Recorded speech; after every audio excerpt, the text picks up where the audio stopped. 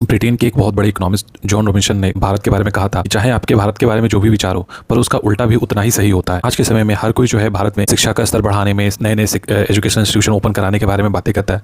और हर जितने भी बड़े आप देख लो जो सोशल इन्फ्लुएंसर है, वो सभी लोग एक ही चीज़ कहते हैं कि ज़्यादा से ज़्यादा जो एजुकेशनल इंस्टीट्यूट खोले जाने चाहिए। इस चीज़ पर बहुत ही कम जो है कि आपको डिबेट देखने को मिलेगा कि जो ग्रेजुएट हो गए उनके इंप्लॉयमेंट का क्या। भारत में 1991, 90-91 तक पूरे देश में सिर्फ और सिर्फ 1600 जो है यूनिवर्सिटीज और कॉलेजेस थे, जो बढ़कर 2001 से 2010 के बीच में 70,000 हो गए। इसमें से ज़्यादातर जो है वो प्राइवेट ही थे, क्योंकि इतने सारे नए कॉलेजेस खुल गए तो देश में जो ग्रेजुएट की संख्या है वो भी अच्छी खासी बढ़ गई।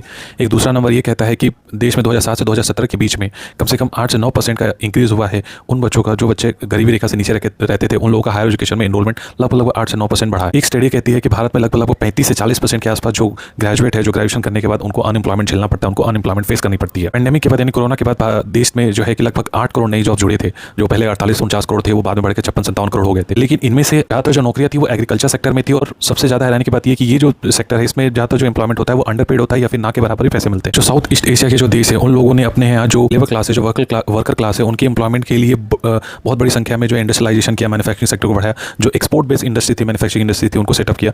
उसकी वजह से जो लो स्किल्ड लोग थे उनको इजीली एब्जॉर्व कर ले गए। भारत में ऐसा कुछ खास हुआ नहीं। एजुकेशन का लेवल तो बढ़ना ही चाहिए, बट उसके साथ साथ में एम्प्लॉयमेंट जनरेशन का भी जो अपॉर्चुनिटीज है वो भी उतनी ही ज़्यादा बढ़नी चाहिए, मिलनी चाहिए।